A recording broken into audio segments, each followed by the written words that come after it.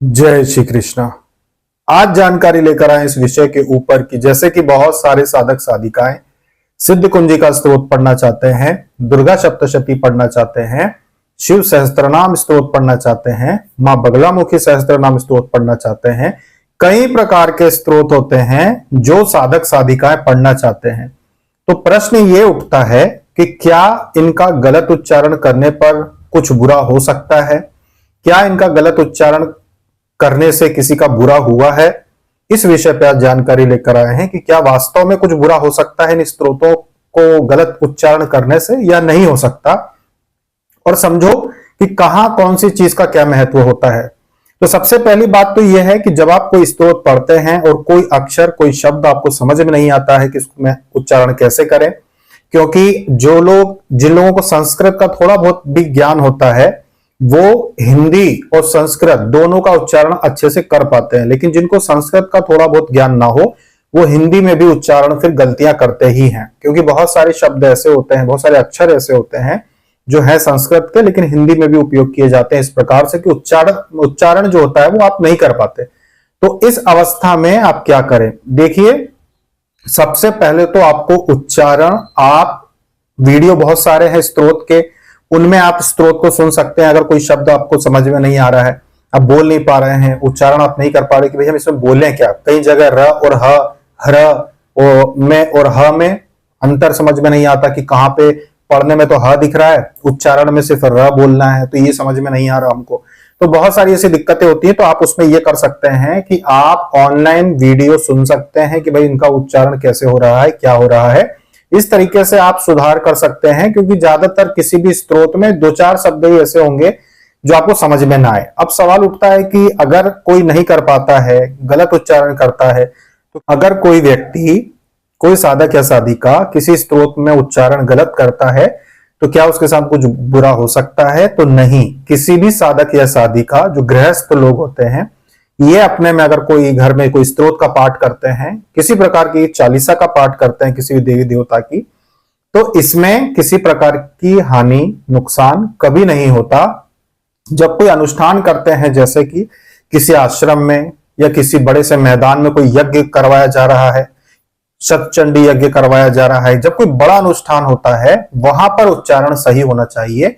इसीलिए वहां पर कोई सामान्य व्यक्ति जाके नहीं बैठता, बल्कि वहां पर विद्यापीठ से ब्राह्मण बुलाए जाते हैं जिनको वर्षों का अभ्यास होता है, जो वर्षों से उस चीज का अध्ययन कर रहे होते हैं, उनकी पूरी टीम आती है और फिर उसका वहां पे पूरा अनुष्ठान वो सही तरीके से करते हैं और 24 घंटे वही रख रखाव देख रेख सब वही करते हैं अपनी हाथों से। तो वहां पर गलती स्वीकार नहीं है, क्योंकि वो एक बड़ा अनुष्ठान होता है जो कि ब्राह्मणों के द्वारा ही कराया जाता है।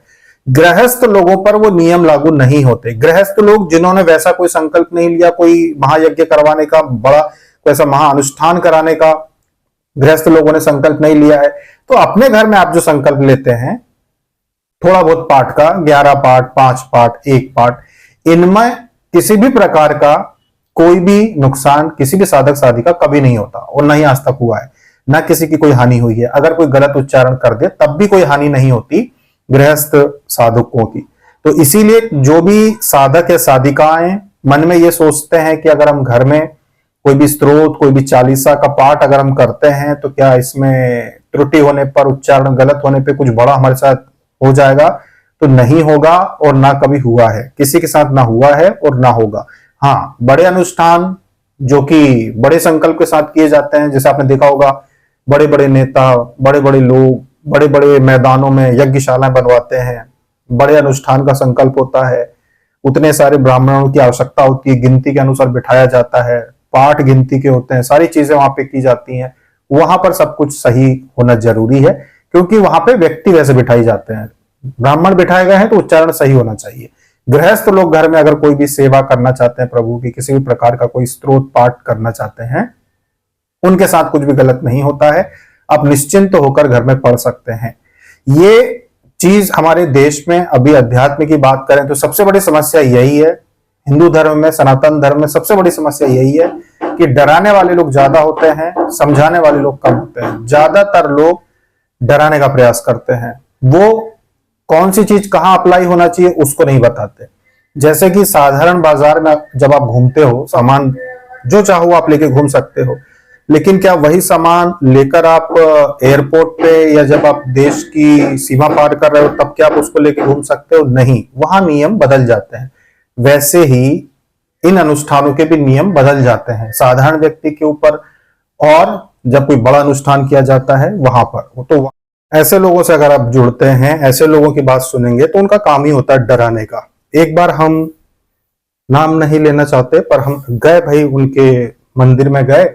एक अलग ही जो रहता है, जैसे कि श्री विद्या मंदिर होते हैं, त्रिपुर सुंदरी मंदिर जो होते हैं, तो अलग अलग संस्थाओं के अलग अलग मंदिर होते हैं। तो हम भी एक जगह गए, तो छोटे से एक षड्यंत्र के विषय में हमने उनसे पूछा।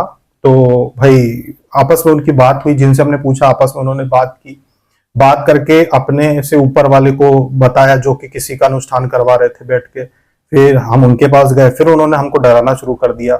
उन्होंने इतने सारे नियम बता दिए, इतना सारा भय बनाने की कोशिश की, जबकि हम तो जानकारी ले रहे थे, हमको तो सब पहले से पता था कि क्या है कैसा है। तो उन्होंने हमको इस तरीके से डराने की कोशिश की सब कुछ, और फिर कहा कि 1100 रुपए में आपको ये षड्यंत्र जो हम इस प्रकार से करके दे देंगे, अन्यथा अगर आपने घर में इसको कहीं से लेके आ गए और खुद पूजा करने लगे। तो उन्होंने बहुत सारी बातें जो है वो हमको डराने का प्रयास किया। तो हम समझ गए कि हर जगह व्यवसाय चल रहा है।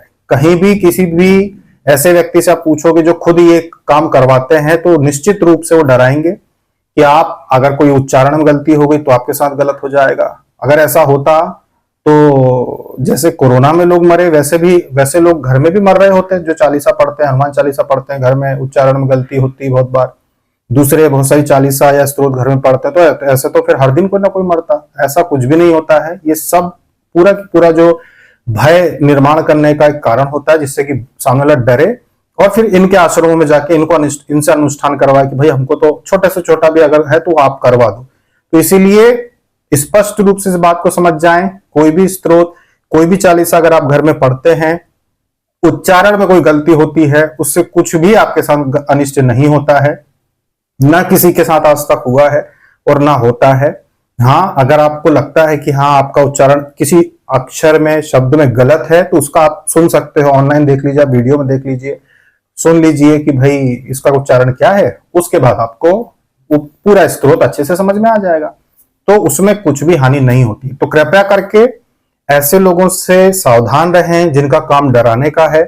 इनके गले में अगर आप देखेंगे तो 2-2, 2.5 लाख के सोने के गहने ये पहने हुए रहेंगे। इनकी अंगूठियां ही देखेंगे आप तो 4-4, 5-5 लाख की खाली अंगूठियां पहनी होगी। ऐसे लोगों से सावधान रहें, ऐसे करोड़पति आश्रम चलाने वाले लोगों से सावधान रहें। इस प्रकार की गलतफहमी को न अपने दिमाग में बिठाएं कि कोई भी उच्चारण करने से गलती हो सकती है तो उससे कुछ भी अनिष्ट होगा। कभी कोई अनिष्ट नहीं हो सकता। बहुत सारे लोग हनुमान चालीसा का पाठ कितने वर्षों से कर रहे हैं, कई बार गलती कर देते हैं। बहुत सारे लोग सुंदरकांड का पाठ करते समय भी गलती कर देते हैं। बहुत सारे लोग गलतियां करते हैं, लेकिन कभी कुछ अनिष्ट उनके साथ नहीं होता। भाव सबसे महत्वपूर्ण होते हैं, भक्ति में सबसे महत्वपूर्ण भाव होते हैं। इसमें विधि विधान में या किसी प्रकार की कुछ कमी रह जाए, गलती हो जाए तो वो स्वीकार है, उसमें कोई दिक्कत नहीं है। अनुष्ठान हो कि किसी ने कोई अश्वमेध यज्ञ करवा रहा हो, तो वो फिर सारे चीजों का वो ध्यान रखे। और वो ब्राह्मण करते हैं, वो गृहस्थ लोग जाके नहीं करते, वो सिर्फ ब्राह्मणों का कार्य है, वो फिर उनके अनुसार वो चीजें करें। पर घर में आप किसी भी प्रकार का कुछ अगर घर में खुद अपने हाथ से कर रहे हो तो कोई भी डरने की आवश्यकता नहीं है। निश्चिंत हो कि आप कोई भी पाठ घर में कर सकते हो। अभी तक के लिए इतना ही। जय श्री कृष्णा।